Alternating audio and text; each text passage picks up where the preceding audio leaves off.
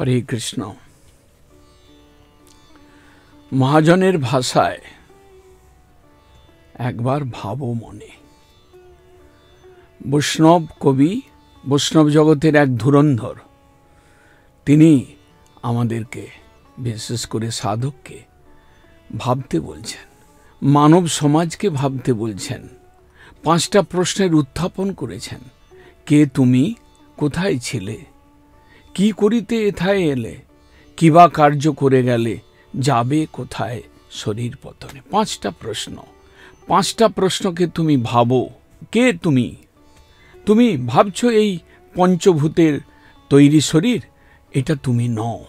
এটা পঞ্চভূত থেকে তৈরি হয়ে এসেছে, পঞ্চভূতেই মিলে যাবে। কিন্তু তুমি বাস্তবে নিত্য নিরঞ্জন চিৎকণ, এক জীব আত্মা। তুমি চিৎকণ, তুমি এই জগতের কোনো বস্তু নয়। তোমার জন্ম বা মৃত্যু নেই। এই যে তুমি ঈশ্বর অংশ, কৃষ্ণ দাস, তুমি কোথায় ছিলে? তুমি ঈশ্বরের শরীরেই ছিলে। সৃষ্টির আদিতে, প্রলয়ের পরে তুমি ঈশ্বরের শরীরকে আশ্রয় করেছিলে। যখন ভগবান এক হয়েও বহু হতে ইচ্ছা করলেন, যখন ভগবান সৃষ্টি লীলা করবার ইচ্ছা করলেন, তখন নিজের শরীর থেকে অনন্ত কোটি জীব আত্মাগুলোকে বের করলেন। তুমি তাদের মধ্যে একজন। তুমি ঈশ্বরের শরীরে ছিলে, আনন্দ ঘন তত্ত্বের শরীরকে আশ্রয় করেছিলে।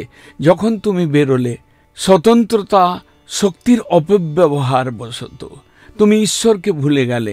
তুমি ভাবলে, তুমি চিন্তা করলে আমি ভোক্তা। সেই স্বতন্ত্র সুখ ভোগের বাসনা তোমাকে নিয়ে এলো কোথায়? কে তুমি? কোথায় ছিলে? কি করিতে এথায় এলে? তুমি কেন এলে এখানে? তোমাকে আনা হলো, তোমার কর্মই তোমাকে নিয়ে এলো, তোমার স্বতন্ত্রতা তোমাকে নিয়ে এলো।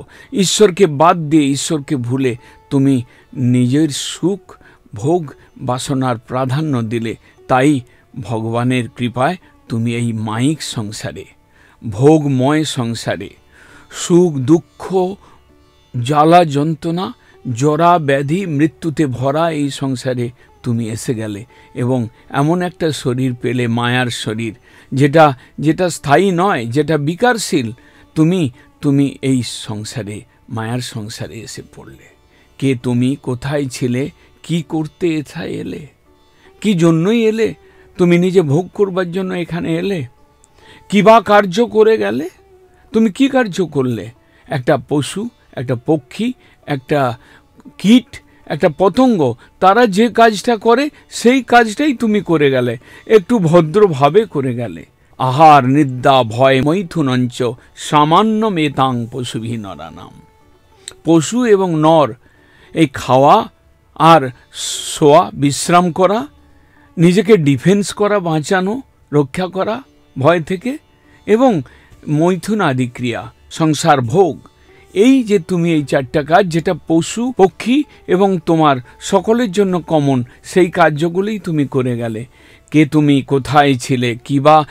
কি করিতে এথায় এলে? কিবা কার্য করে গেলে? তুমি মিথ্যা সংসারে মায়া এবং মোহর জালের মধ্যে পড়ে তুমি কেবল খাওয়া পরা দেহ সুখ, এই নিয়ে তুমি নিজের জীবনটাকে অতিবাহিত করছো।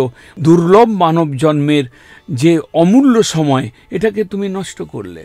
কে তুমি? কোথায় ছিলে? কিবা কার্য করে গেলে? তুমি যা করলে ঈশ্বরকে বাদ দিয়ে করলে। তুমি যা করলে আধ্যাত্মিক চর্চা বিহীন জীবন কাটালে। তুমি যা করলে জড়ময় এই সংসারে কতকগুলো খাওয়া পরা, বিদ্যা অর্জন, অর্থ উপার্জন, এই করেই তুমি চলে গেলে। এটাই জীবাত্মার কাজ নয়, মুখ্য কাজ নয়। যাবে কোথা শরীর পতনে? তুমি মৃত্যুর পরে কোথায় যাবে? মৃত্যুর পরে তুমি যা করলে, তোমার ওই কর্মই তোমাকে আবার এই সংসারে নিয়ে আসবে। হয়তো মানব না হয়ে কুকুর, শূকর, বিড়াল, পক্ষী, কীট পতঙ্গ, এইরকম তুমি জনি পাবে। এবং যদি তুমি ঈশ্বর ভজন করো, তাহলে তুমি আনন্দের রাজ্যে যেতে পারবে। কৃষ্ণের পাদ পদ্ম আনন্দের নিত্য প্রস্রবণ, ভগবানের সেই আনন্দ লোক, সেই স্থানে গিয়ে যেখানে জরা ব্যাধি মৃত্যুর প্রবেশ নেই, সেই স্থানে গিয়ে ঈশ্বর সেবা, আনন্দময়ের সেবায় তুমি আনন্দে ডুব দেবে। এইটাই তোমার আসল প্রাপ্তি ছিল, একবার ভাবো মনে। মহাজনগণ বলছেন, তুমি একবার ভেবে দেখো, তুমি যে জন্য এখানে এলে সেই কাজটাই তোমার হলো না। কর্মচক্রে পড়ে কেবল নাগরদোলায় ঘোরপাক খেলে, কিন্তু আসল কার্যটা হলো না। তুমি আনন্দময়ের অংশ, তুমি চিদানন্দ ঘন কৃষ্ণের চিৎকণ স্বরূপ জীবাত্মা, তুমি তার চরণেই তোমার শান্তি। সেই আসল শিক্ষাটা, আসল কাজটা তুমি করলে না, তুমি ঠকে গেলে।